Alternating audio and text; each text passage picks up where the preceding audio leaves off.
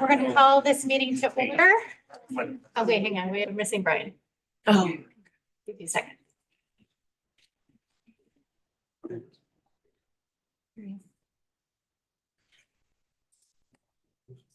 Okay, now we're going to call the meeting to order. I'm so. Oh, 4 minutes. Jonathan Anna, Present. Ben Vitale is excused. Tom Winslow, Present. Robert Shea, Present. Hans Petcher, Here. Mark Strong, Here. Heidi Nightingale, present. Elaine Daly, here. Stephanie DeVito, Present. Brian Muldrow, Here. Aileen McNabb Coleman. Present. Please stand for the Pledge of Allegiance. I pledge Allegiance to the flag of the United States of America and to the republic for which it stands, one nation, under God, indivisible, with liberty and justice for all. For your moment of silence, can we please include Sheila Smith's father, Joe Hamill, in your prayers?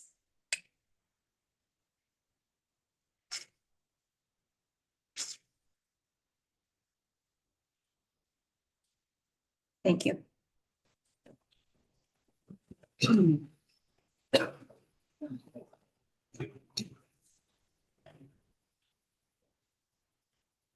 So on our agenda this evening, first of all, I wanted to welcome our new faces in the room. Please, I want to welcome you to our chambers. Some of you are here for a presentation and some of you are here to be heard. So entering into the next phase of the agenda is we don't have a public hearing tonight. We don't have acclamations tonight. We don't have a special presentation tonight for you. So I'd like to welcome up Ava Keller. She's going to talk to us today about the challenges of mental health in farming and rural communities. So welcome, Ava.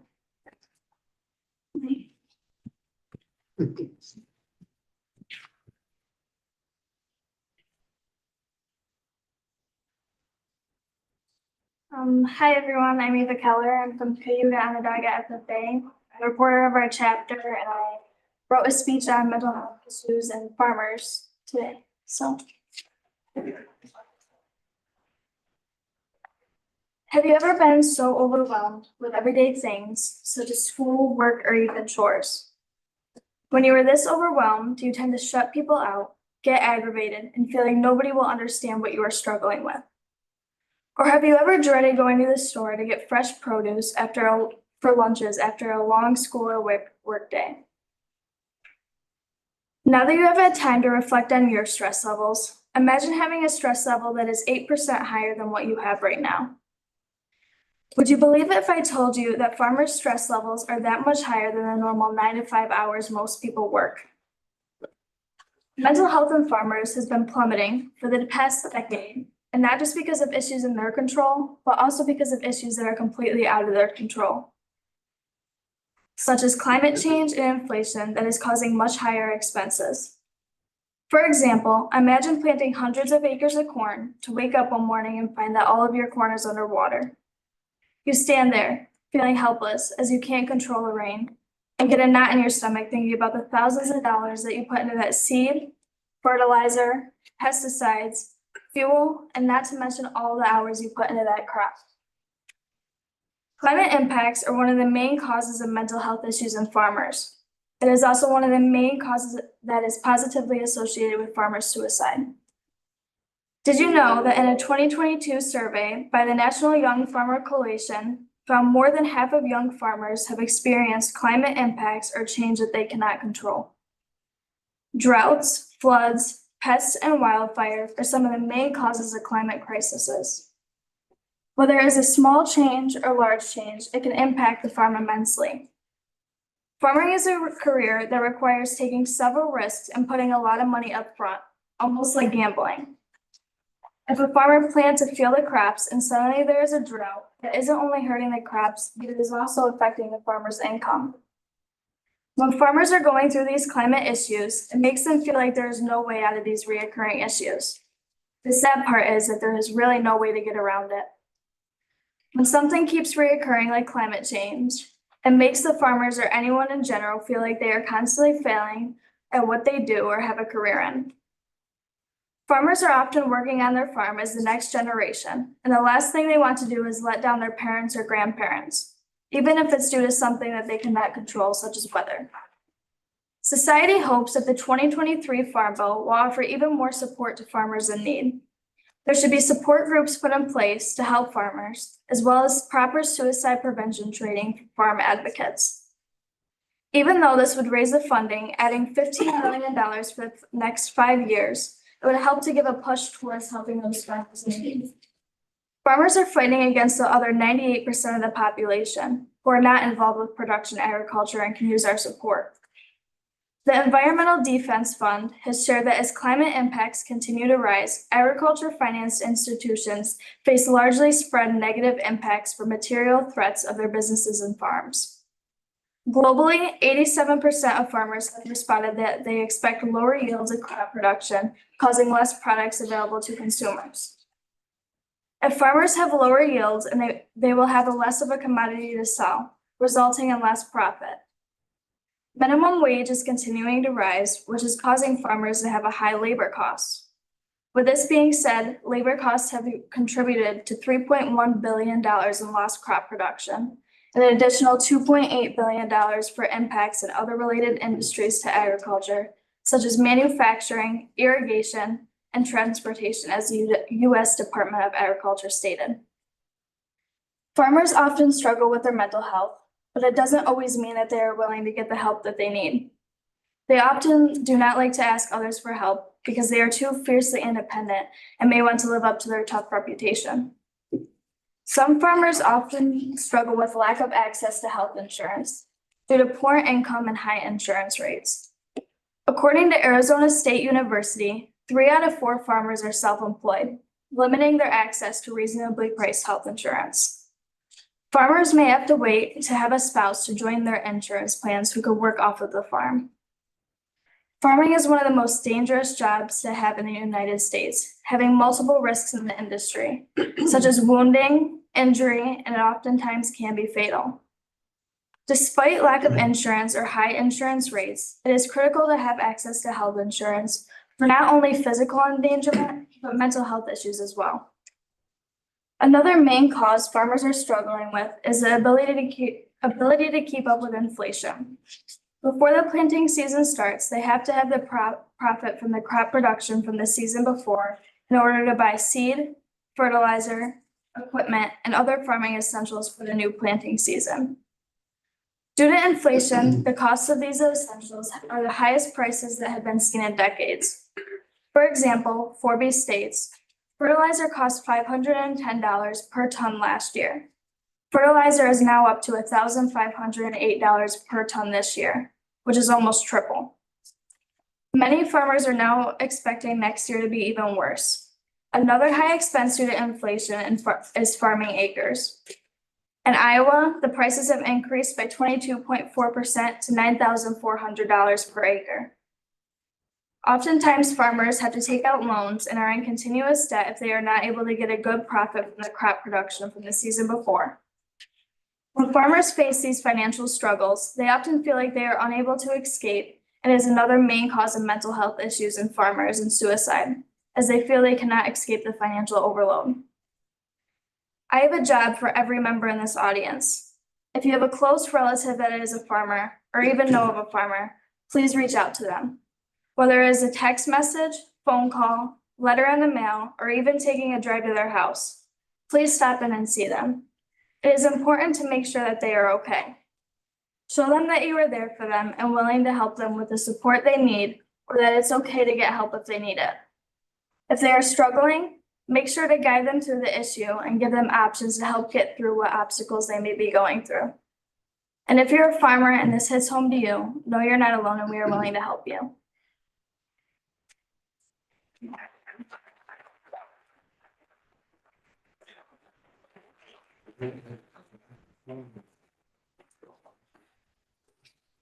Ava, are you interested in entertaining? I'm sorry. Do you have any, are you interested in entertaining any questions? Oh, yes, of course. Have any? Sorry. Before I put her on the spot, like I just. Just a statement. Thank you for coming.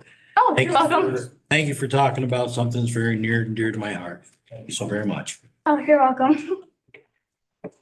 So, yes. I would like to thank you as well. It's just so much detail and well presented. It's, somebody that has never, wasn't raised on a farm, to really see, like, gives me a great understanding. So great job. Oh, thank you so much. Go ahead.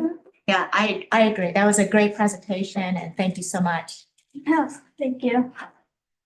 Congratulations on all of your research in compiling all of that Oh, for the presentation. And you did provide, wrote down a couple of your statistics, and thanks for enlightening us with this. This is very important. of course, thank you.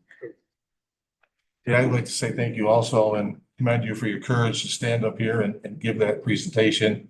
I guess makes me a little proud that you're from my district. And also I'd like to thank the chairwoman as well for allowing time and making this possible to happen. You're absolutely. It's gonna take any credit he can for his district. I was gonna say, I hope we can have you back sometime. Oh, really? I would love to come back.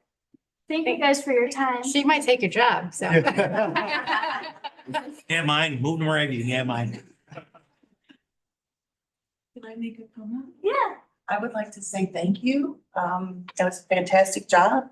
We come from a farm. We have a 100-year-old farm, but Wow. everything you said resonated with me. And I'm sure to share your message with my family as well. Oh, So very, very well done. Thank you. Thank you.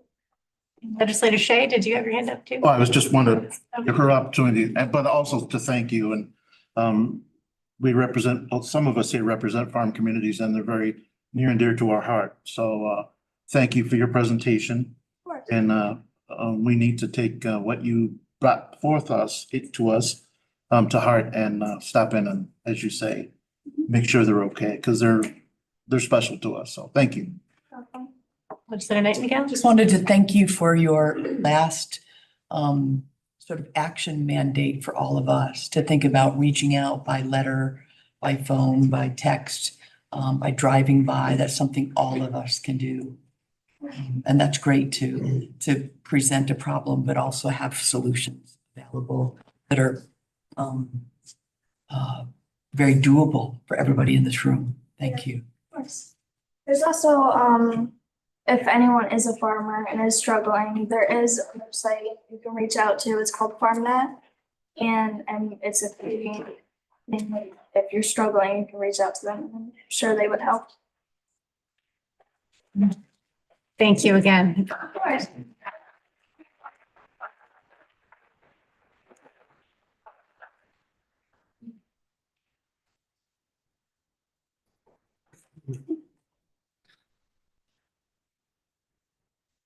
Okay, up next on our agenda, we have privilege of the floor. So I think there are some legislators here who have constituents to speak.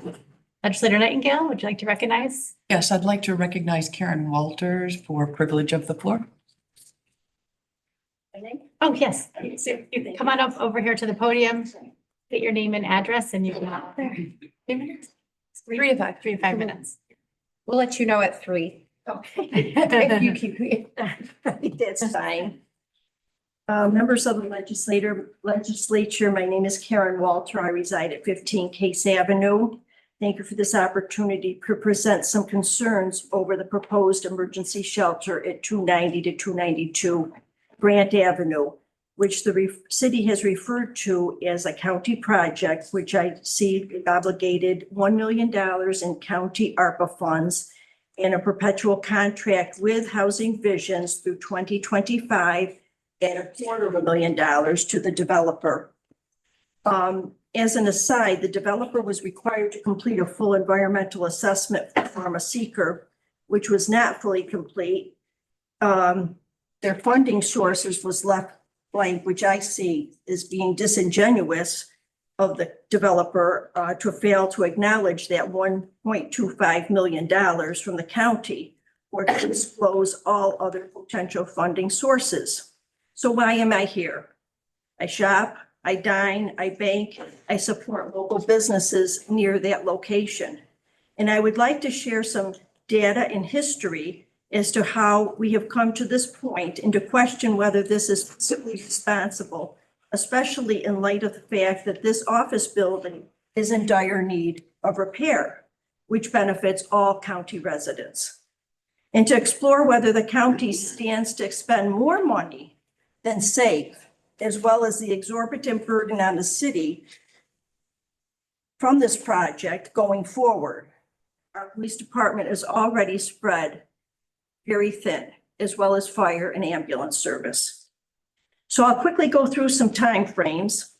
August 20th of 2019, Ray Bizzari gave a presentation to Senate Town Board regarding homeless needs strategy and outlooks. He suggested 3 RFP options and suggested that the county nursing home would be sufficient for the next decade. At that point, they had 80 units there. And to use the Ray of Light, 292 Grant Avenue, to house sex offenders rather than hotels and motels. And then COVID hit, March 18th, 2019. And there were statewide closures and a rent reprieve. January 2022, eviction moratorium ends. And who are homeless? Well, some are those with poor rental histories. Some have drug addictions. Some have mental health issues. Some may be recently unemployed or temporarily homeless. November 8th of 2021, the county legislature heard a presentation. And at that point, the developer said all 3 of their parcels would need to be engaged for this to work. Polish Home Rehab, Holy Family, and the Grant Avenue location. February 24th, 2022, there was a presentation to council. At that point, they were talking about 50 beds and 6 to 8 affordable permanent support housing.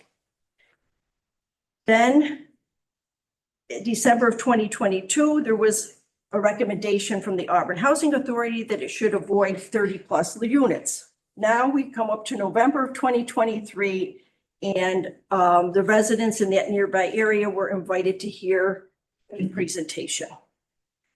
It was very clear that the county is obligated to provide housing to homeless people once they're vetted. It's a mandate from New York State.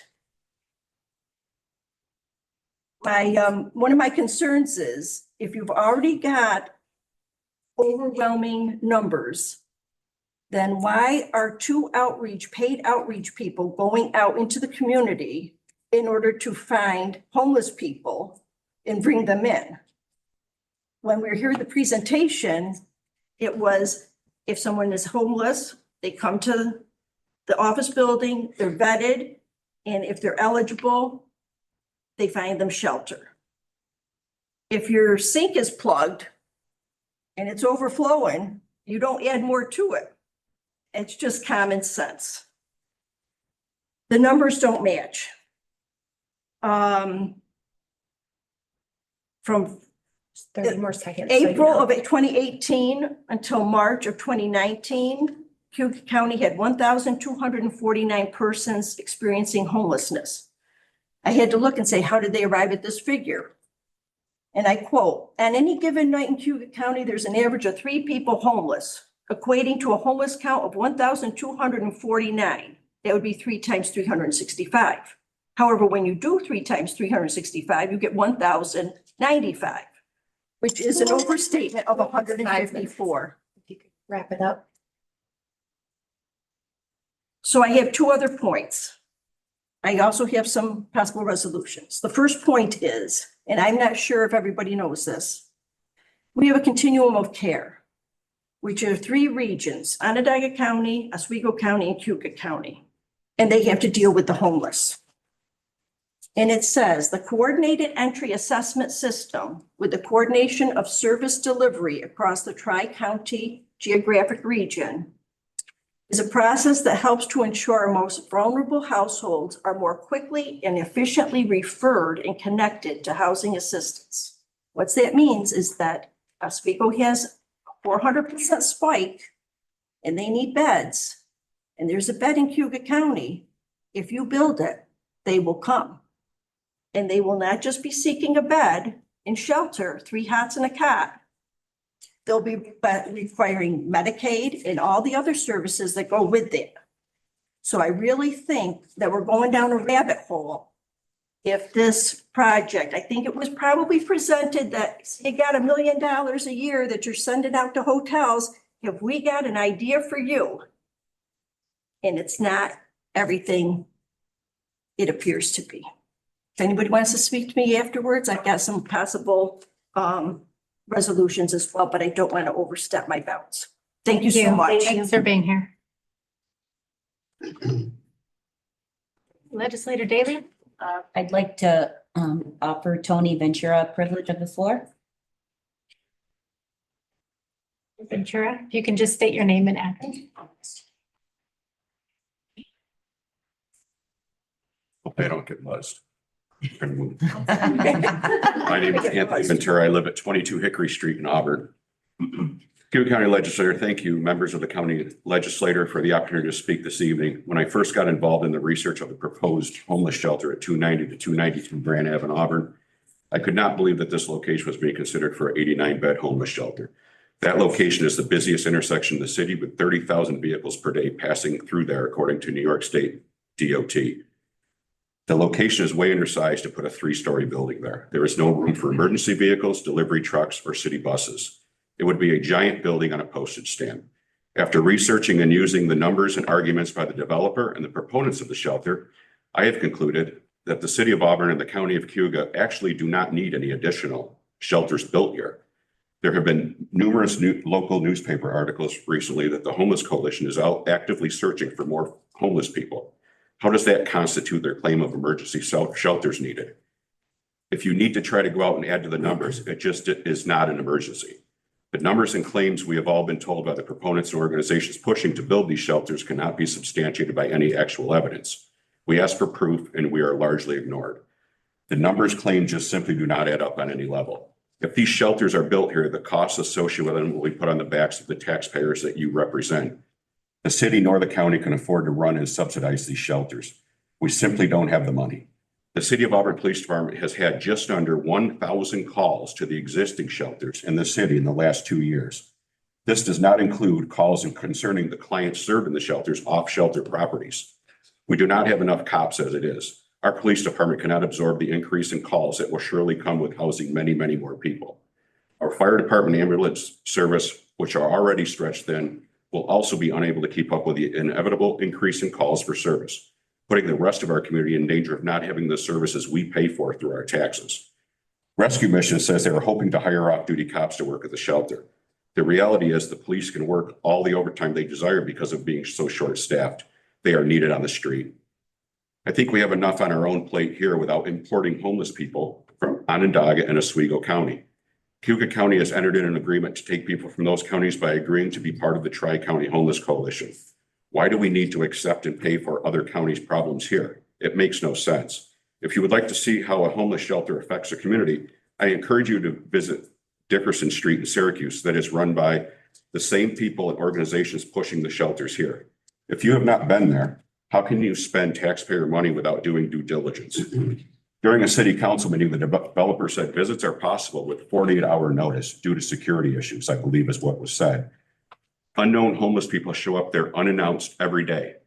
But government officials being asked for millions of dollars in funding are a security risk. The 48 hours is to create a nice presentation and hide the inevitable issues and problems from being seen. When I was a police officer and did home visits of either parolees with New York State parole or sex offenders, we did not give 48 hours notice. It flies in the face of reason. I encourage you to make an unannounced visit to Dickerson Street to see for yourself. I have visited the area, and it is an eye-opener for sure. By building these shelters, we are inviting more crime into our community. The woman recently attacked on Rockingham Road and East Genesee Street is a prime example of what we are inviting into our community. We have enough of our own to deal with. Larger cities and counties all over the country are being overrun right now. You can see it every day. It is now trickling down to smaller communities like ours. Why are we signing up to be part of this problem? The supposed $29 per day that the county may receive for housing each homeless person will never outweigh the cost burden we will forever be stuck with. It will never go away. We simply cannot afford it. In closing, the taxpayers of Cayuga County that you as elected officials represent deserve more. Please represent the entire community that you are elected by. Thank you. Thank you. Time to spare. Look at that. You want me to stay? You have a minute, so. Any questions? And I'm gonna give you this. This is a partial petition that it's still ongoing, but that's what we have so far. And I'd just like to make it part of the record if you could. Thank Great, you. Thank Thank you. you. Okay, other legislators have, I also would like to recognize Jason Horrible.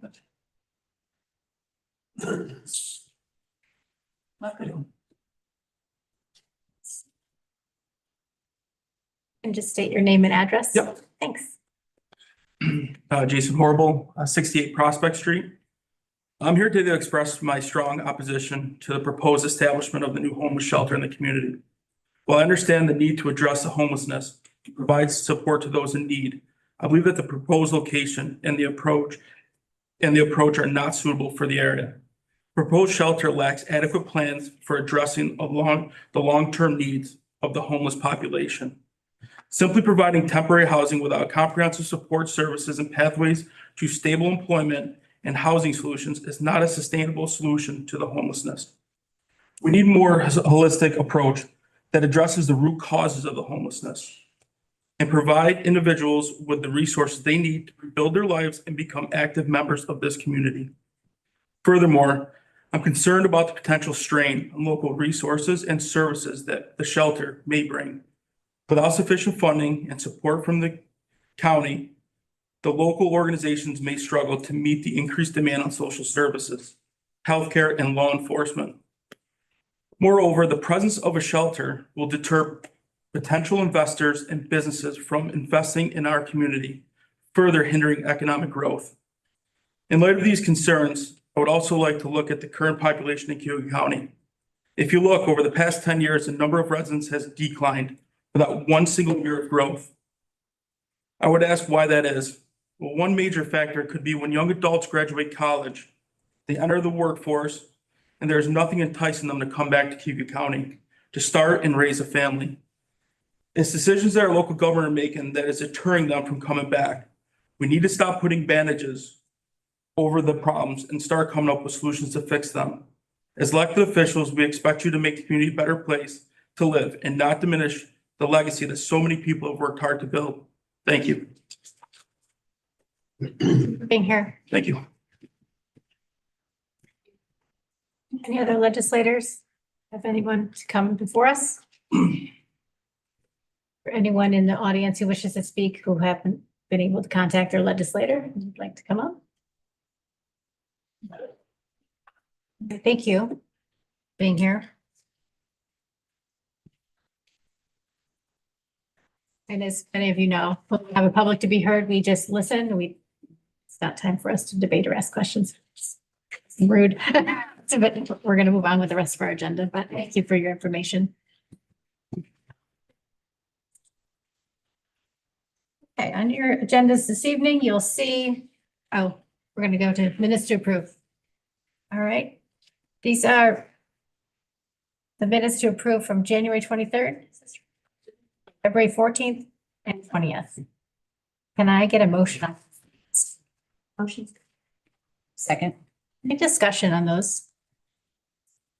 Hearing none, all in favor? Aye. Any opposed? Those are carried. Thank you.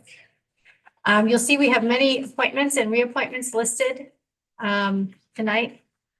If you would like to look through those, I do have in a resolution to address passing these at the end of the agenda. Communications and announcements, there are none. Month. We have Dr. Durant on for our CCC report. And Yes. just a short communication, if I may. Oh, yes.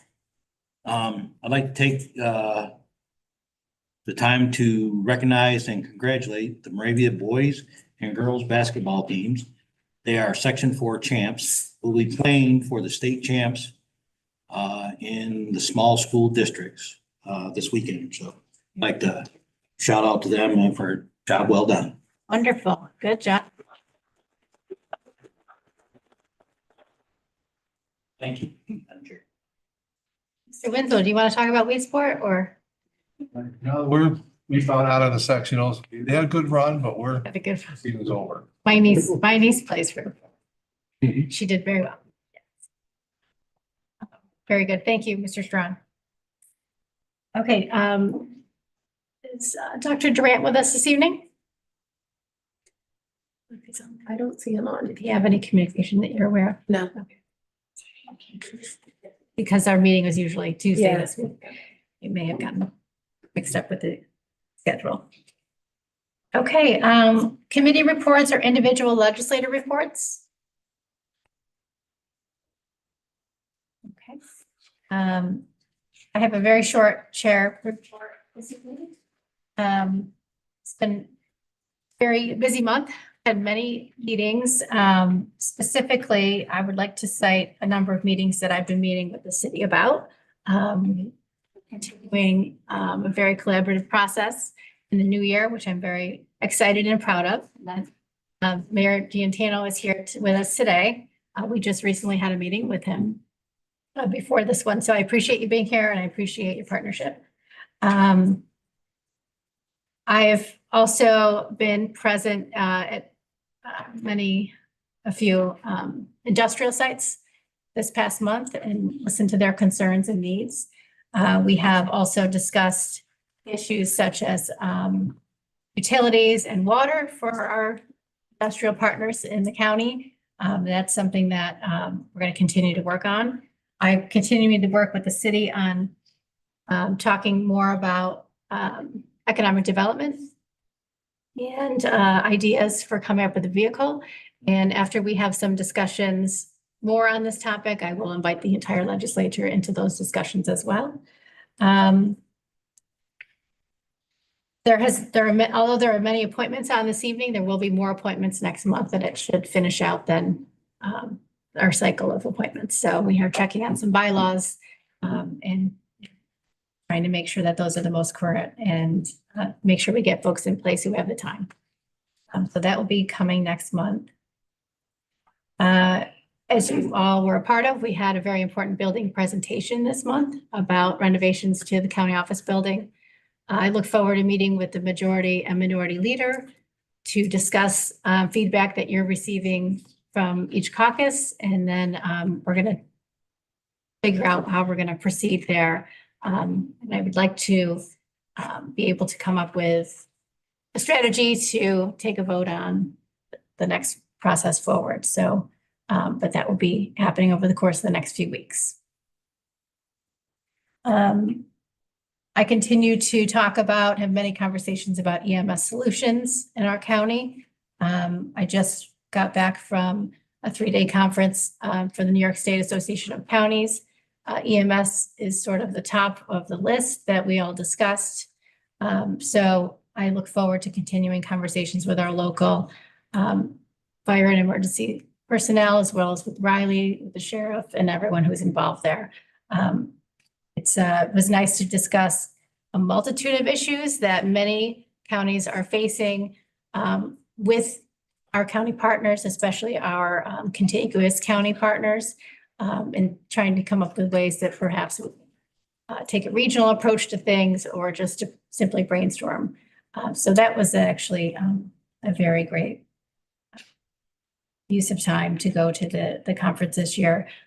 I was joined at the conference by Stephanie DeVito, Brian Muldrow, and Bob Shea, so I appreciate everyone going. We all sort of tried to attend different workshops and get the latest and greatest information. At this point,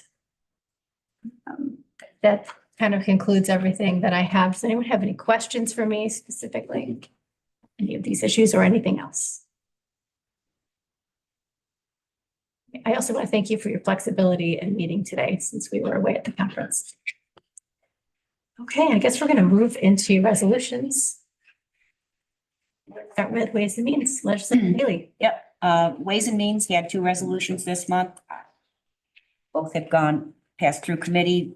Ways and Means 1 is to authorize the Director of Finance to fill a junior accountant position, which is a budgeted vacancy that the Finance Department has. And Ways and Means 2 is authorizing the appointment of the Cayuga County Auditor.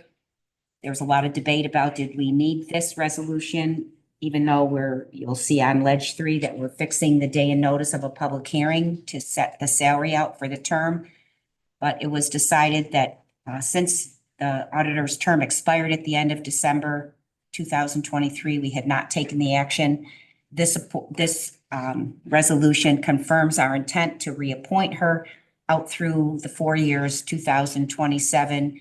And in order to change the salary and move the salary out for those 4 years, we also need a local law to be done. So Ways and Means is to do the reappointment, and then Ledge 3 is to set the public hearing so that the salary can be set out for the 4 years. So you want to offer them as a bundle? I would. Okay. I get a motion on the bundle? Any discussion on this bundle? Hearing none, all in favor? Aye. Any opposed? It's carried. Thank you. Okay, Legislator Nightingale with Health and Human Services. Thank you. Health and Human Services 1 has been pulled. And I would like to bundle HH2, HH6, HH7, HH8, HH9, HH13, HH14, HH16, and HH17. That is because each of these resolutions refer to the majority annual contract renewals that are typical and have been have gone through committee and have gone through Ways and Means. HH17, HH16 are new contracts through our Youth Bureau, which have gone through the Youth Bureau Advisory Committee as well as Committee and Ways and Means. So if there are any questions or a desire to separate any of those out, I'd be happy to. Otherwise, I'd like to accept a motion to bundle those. I could give those numbers again. Yeah, I'll second 2, 6, 7, 8, 9, 13, 14, 16, and 17. Any discussion on these resolutions? Hearing none, all in favor? Any opposed? Those are carried. Thank you. Madam Chair, HH3 is authorizing the Public Health Director to adjust the group rate for preschool education program services. This has been a resolution that went through committee, passed, as well as through Ways and Means. The group rate needs to be changed and upped due to state requirements. The State Department of Education sets those rates. So we've had to move those rates up. Okay, can we get a motion on that? I'll make a motion. Second. I'll second. Okay, any discussion on these? Yes, Mr. Strong? Again, this is one of those issues for me is state mandating, these pay increases. Is there any reimbursement from the state for these services? Okay, do you? Is Kathleen here too? I'm recognized. Yeah, I mean, it is 59% reimbursed, and these are preschool rates that the county sets. This one is, yes. Yes, this is it. This would be set by Cayuga County in order to get a group therapy provided for kids that have eligibility in the 3 to 5 program. So we set the PT, OT. This is just amending the group rate because that had not been adjusted. Correct. So it's not state funded mandated, it's county. The rate schedule is established and set by the state education. You see that in the third whereas in HH3.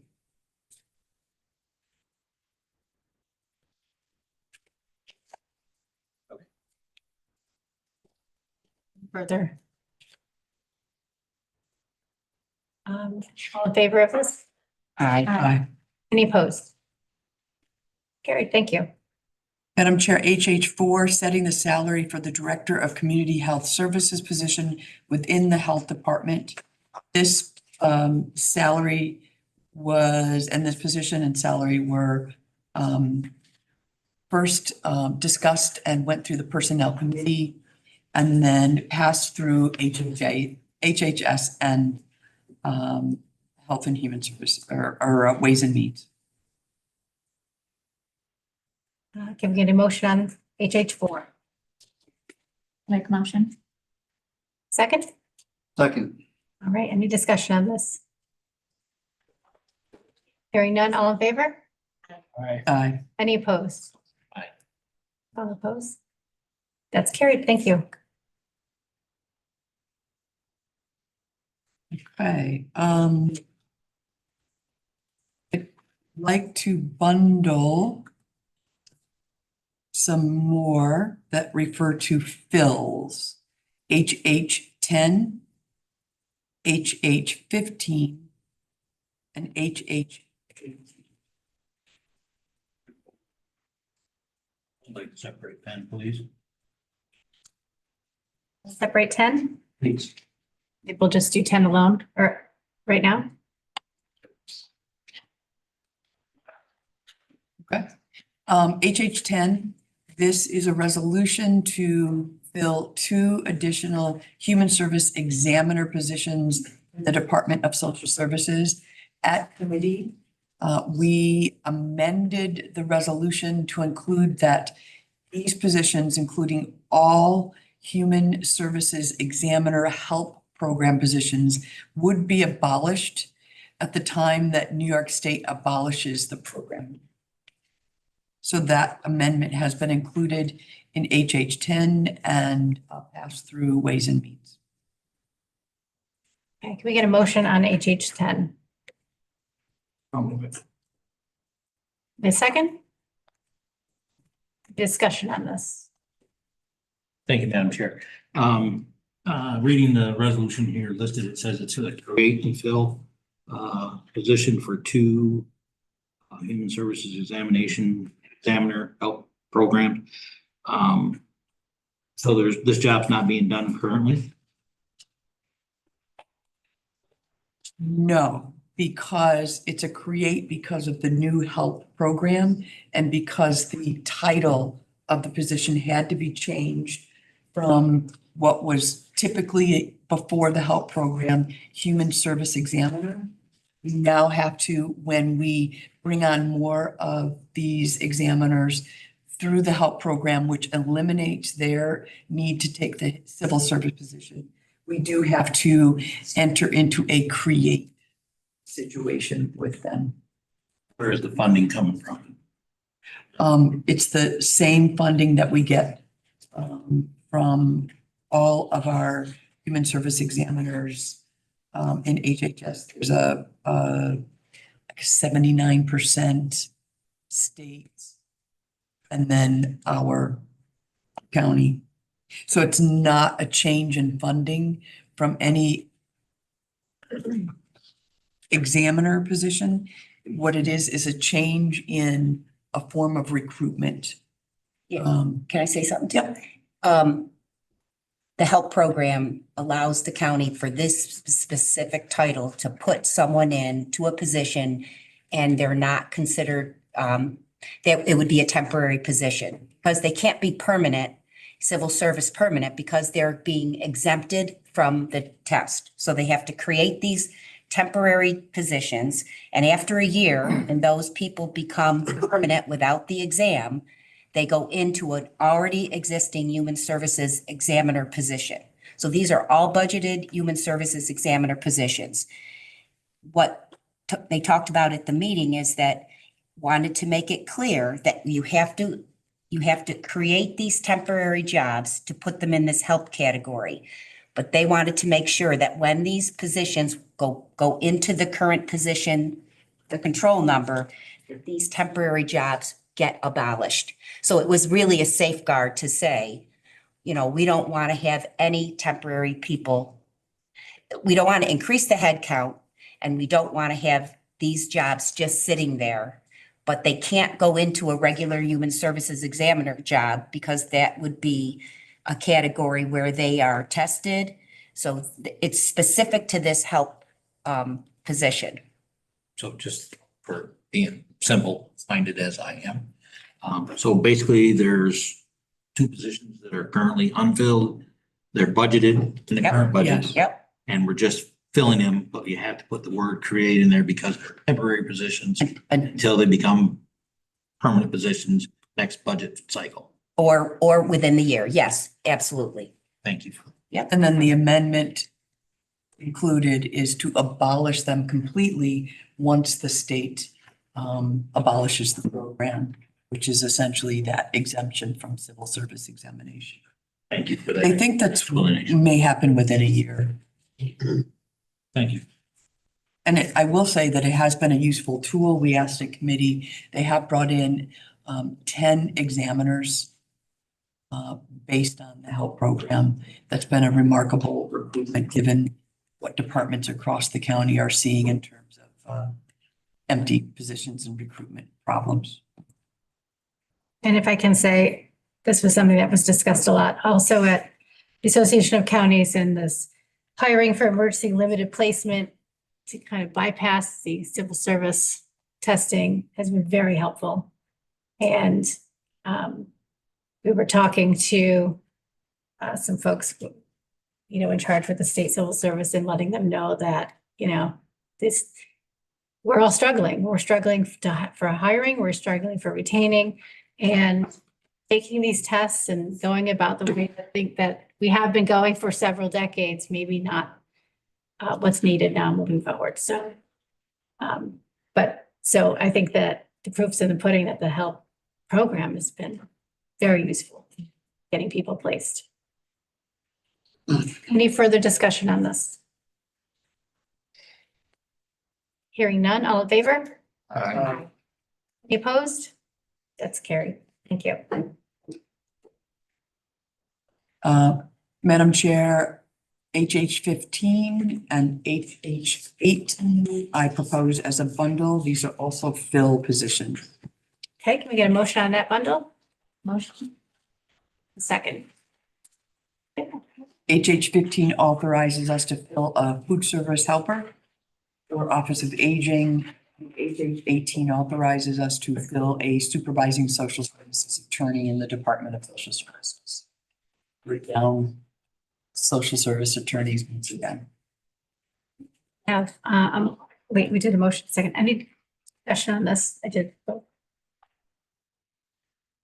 Okay, hearing none, all in favor? Aye. Any opposed? Those are carried. HH 11 and HH 12. I'm offering as a bundle. These are authorizing the Director of Community Services to accept regional abatement dollars through the state opioid settlement funds. One, a pass-through through Auburn.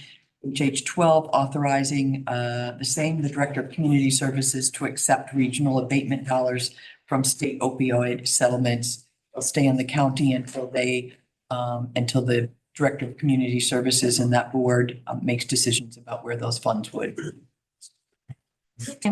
Need a motion on this? I'll move it. Second? Second. Any discussion on these? Hearing none, all in favor? Aye. Any opposed? And finally, HH 19, I am pulling. This actually was pulled at committee and inadvertently appeared on the Ways and Means Committee meeting. Things will be pulled and addressed in the March HHS committee fully. So we have discussion, we have opportunity for personnel committee, et cetera, to take a look at this. Thank you, appreciate that. HH 5. HH 5, we have one left. And HH 5, I should have included this. This is also accepting funds, authorizing the public health director to accept an award of $17,599 from New York State as a performance incentive program with activities completed by the health department. Get a motion on that? Second? Second, Mark. No. Any discussion on this? Okay, hearing none, all in favor? Aye. Aye. Any opposed? Carried. Thank you, Legislator Nightingale. Thank you. Up next, we have government operations, Legislator Muldrow. Thank you, Madam Chair. I have 6 resolutions. They all passed from both committees. The GO1 is authorized legislator to, the commissioner of the Board of Election to sign an agreement with the Phoenix Building. Can we get a motion for GO1? Thank you, I'll move it. Second, Legislator Shea. Get discussion on GO1? I just want, just point of clarification, to sign Phoenix Graphics versus the Phoenix Building. Oh, yeah, that was. That's okay. Sorry, my fault. No, just point of clarification for that. Yep. I apologize for that mistake. Any other discussion? Okay, hearing none, all in favor? Aye. Aye. Any opposed? Carried. GO2, updating the yearly standard workday for each county title. Move it. Second? Discussion. Okay, hearing none, all in favor? Aye. Aye. Any And opposed? GO3, authorizing the veteran service to fulfill 1 part-time position. Move it, It's an Mark. open vacancy. I'll second. Great, discussion on this. All in favor? Aye. Opposed? Carried, thank you. GO4, authorizing the director of Cayuga County Veteran Service to purchase 1 van for transportation of veterans.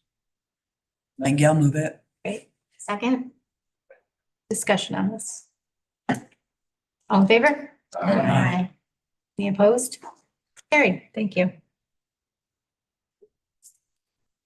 All right, GO5, authorize the chair to agree and with agreement with First Light internet service. I'll move that. Thank you for moving. Second, Second. Legislator Shea. Any discussion on this? All in favor? Aye. Aye. Any opposed? And finally, our last resolution, GO6, authorizing the chair of the legislator to to have a license agreement with the Civic Plus chatbot service software. Get a motion on this. Second. Second. Any discussion on this? We want to talk about chat box? AI? It's just a helpful tool. It's not taking it over. All in Part of our favor? Web design. Yes, This it's, is yeah, all part so of that our- someone can go to our website. Improve Like website. quick questions that are the 100 standard questions that they're gonna skip over and call you anyways, okay? All in favor? Aye. Any opposed? Carried, thank you. Okay, Planning Public Works, we have Legislator Vitale who's out today, so his vice chair is Legislator DeVito. If you could present those, please. Thank you, Madam Chair. So for Planning and Public Works, we have a total of 17 resolutions. I'd like to bundle them all together. I will highlight a few of them. I do want to make note that PPW2 is going to be a 2/3 required vote. And we'll separate that one from your bundle. Yep, so we can separate that. That is the authorization of Bill Building Inspector Code Enforcement Officer. Most of these resolutions, they are ongoing contractual agreements. They are filling budgeted positions. We have a create and fill, which is also in the budget. And we have an authorization to allocate funding resources for broadband, for the chair to sign an agreement. So do you want to offer these up as a bundle I- minus PPW 2 and 7? And 7 is pulled. So PPW 7 is pulled. So I would like to offer those as a bundle, removing PPW 2 and separating it. And they have been all through committee. Thank you. These were offered as a bundle separate. I'd like to separate 15 for distance. Is there anybody else who would like to have any of these separated before we move the bundle? Mark, which one? 15. Okay, so we're gonna offer up PPW 1, 3, 4, 5, 6, 8, 9, 10, 11, 12, 13, 14, 16, and 17. A motion on those as a bundle. Second? Second, Mark. Mr. Shea, you can. Any discussion on these? Okay, hearing none, all in favor? Aye. Any opposed? All of those are carried. Now we'll go to PPW. So PPW 15, authorization to create and fill a senior GIS analyst position on or after February 29th, 2024, due to 6-month vacancy of the senior planner GIS analyst position. Okay, can we get a motion on this? I'm moving for discussion. Okay, Thank you, second. discussion. Okay, I'm just looking at this, I'm assuming that the position has been vacant for 6 months. And now, after today, we can advertise for it. Is that correct?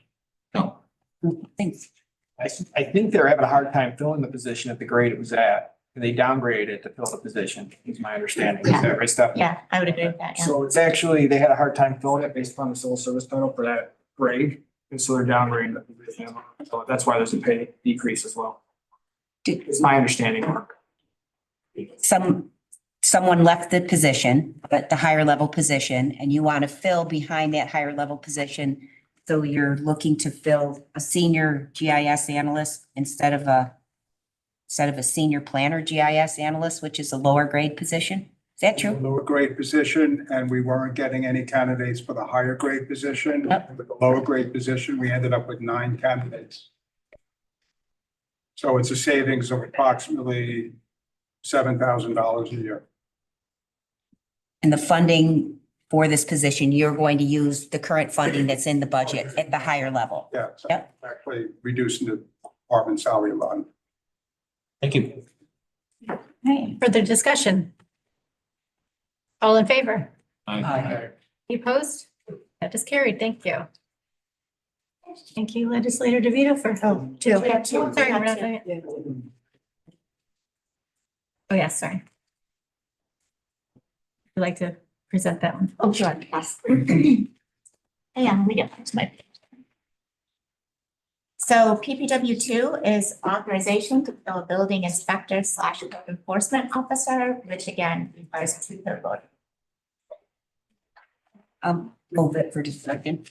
Second? Second, Mark. This is an hourly rate employee. And the only reason that we're asking for the 2/3 vote is because we have to move funding into the current budget to accomplish this. I believe so. Yes. For contingency. From consent. Okay, all right. And there's a cap of $10,000 because it's a part-time position, correct? Yes. Good. Okay. Any other questions? All in favor?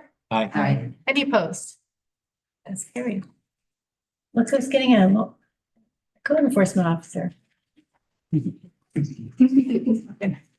Really needing. Okay, we all set? All set? Very good, thank you. We have next judicial public safety, legislator Anna. Thank you, Madam Chairman.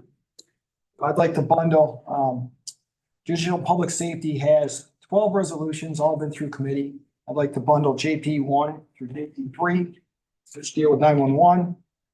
Filling vacant supervisor emergency dispatch position, JP 1. JP 2 is the fill 1 vacant supervisor emergency dispatch due to resignation. JP 3 authorize an increase in the deputy county emergency services coordinator hazmat part wages. I'll remove it. Seconded bundle? Second, Mark. Hey, discussion on the bundle. Hearing none, all in favor? Aye. Any opposed? That's carried, thank you. I'd like to bundle JP 4 through JP 6. This is JP 4 is an authorization to create and fill 1 probation officer in the Cayuga County Probation Department. JP 5 is an authorized probation director to fill probation department position. That's a vacancy. And JP 6 is authorized the probation director to fill a senior typist position, also a vacancy.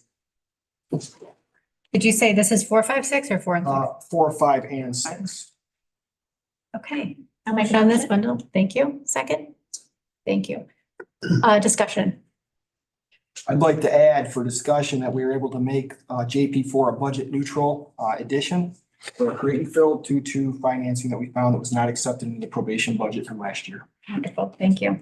This is a situation where I think we're all been very encouraged to contribute to the staffing. Make a big difference. Any other comments? All in favor? Oh, go ahead. Aye. Sorry, Legislator Nightingale, did you have? Wanted to mention that at committee, I thought that the probation director gave a very compelling reason with lots of data about the need for that create and fill for one additional probation officer. And in addition to doing that, was able to find monies to, budget neutral. So well done.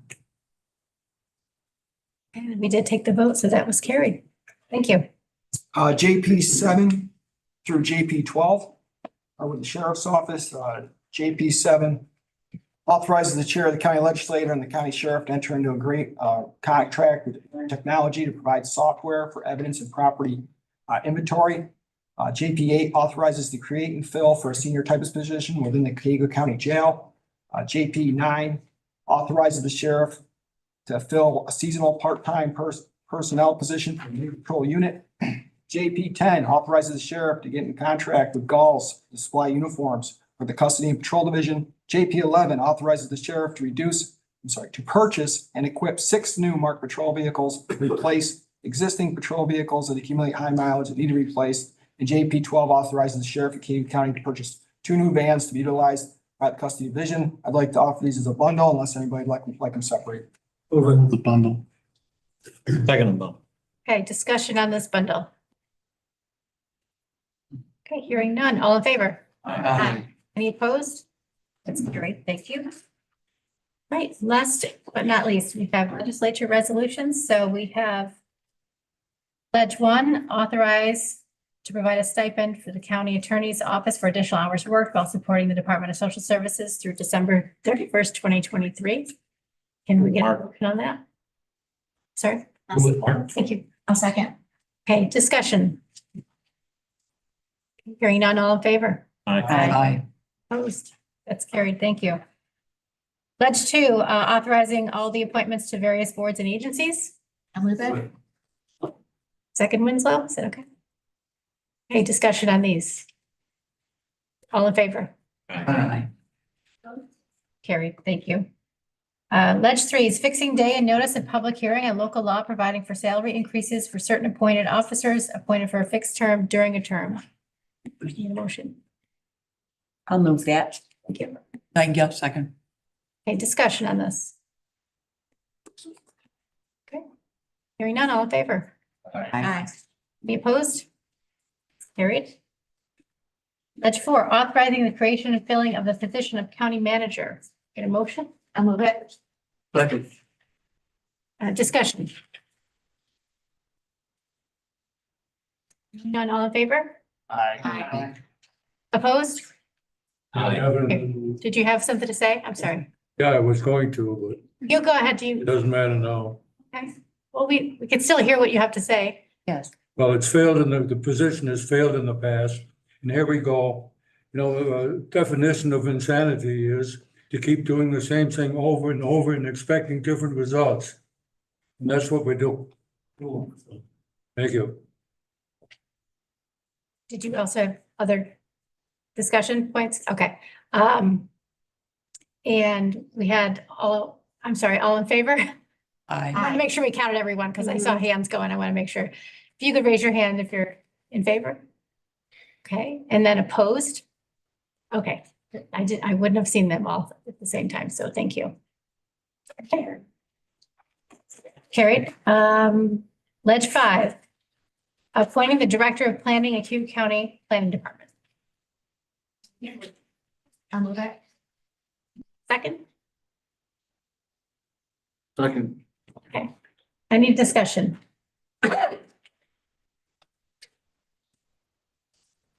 Okay, all in favor? Aye. Aye. Any opposed? Okay, that's carried. Do you need it?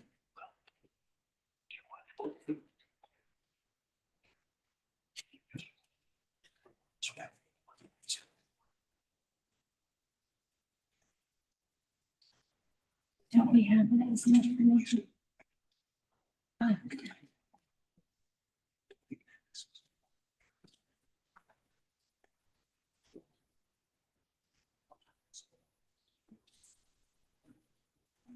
Okay, I see. Okay, I did not realize. Thank you. Thank you for the technical skill building here. Okay, so we did just we did create the position of county manager, so I do want to announce that we have our fill is Steve Lynch, our now former director of planning.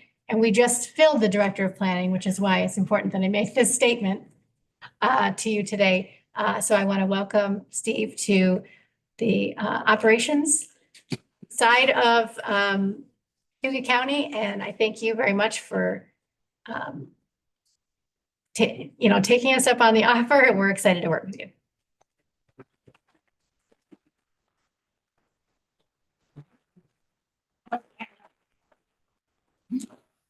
Okay. Chris wants some credit. All right, any other business to come before the board tonight? I think we get a motion to adjourn. Move it, Mark. Second? Second. Okay. Before we adjourn, I do want to encourage the public. We always advertise all of our committee meetings. The different resolutions come from each different committee. Public is always welcome, and that's the point where you hear more lively discussion. And this is sort of formalizing those discussion points. So you're always welcome